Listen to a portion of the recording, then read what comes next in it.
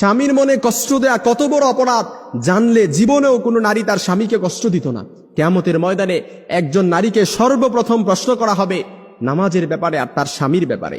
আম্মা জান আয়েশা রাদিয়াল্লাহু তাআলা আনহা বলেন, ইয়া মাশারান নিসা, হে নারী সম্প্রদায়, লাউ তাআলামনা হাক্কা আজওয়াজিকুন্না আলাইকুন্না, তোমরা যদি জানতে তোমাদের কতটা দায়িত্ব স্বামীদের উপর, লাজালাতিল মারআতু মিনকুন্না তামসাহুল গুবার আন কাদামাইহি যাওজিহা বিখাদ্দি ওয়াজহিহা, অর্থাৎ স্বামীর উপর যে কতটা দায়িত্ব তোমরা যদি স্বামীদের গুরুত্ব বুঝতে পারবে তাহলে তোমাদের গাল দিয়ে স্বামীর পায়ের ধুলা মুছে দিতে।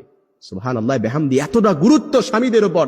এজন্য যে স্ত্রী তার স্বামীকে কষ্ট দেয়, যে নারী তার স্বামীকে কষ্ট দেয়, এটা যে কত বড় অপরাধ।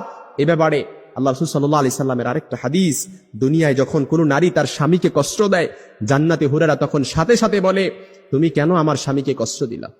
কেন তুমি আমার স্বামীকে কষ্ট দিলা? কাতালা কিল্লা, আল্লাহ তোরে ধ্বংস করুক, আল্লাহ তোরে ধ্বংস করুক।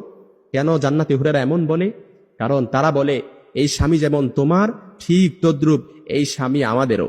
কারণ সে দুনিয়া থেকে মৃত্যুবরণ করতে দেরি, জান্নাতে আসতে দেরি, তার জন্য আমাদেরকে অবধারিত করতে আল্লাহ তাআলা দেরি করবে না।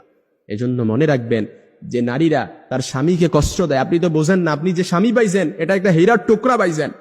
আপনি যে স্বামী পাইছেন এই স্বামীর কদর করতে হবে। আল্লাহ রাসূল বলেন, আল্লাহ ছাড়া কাউকে সিজদা দেওয়ার আদেশ আমি দেই না, তবে আল্লাহ ছাড়া কাউকে সিজদা দেওয়ার আদেশ যদি আমি দিতাম তাহলে প্রত্যেক নারীকে বলতাম স্বামীর পায়ে সিজদায় লুটিয়ে পড়ো।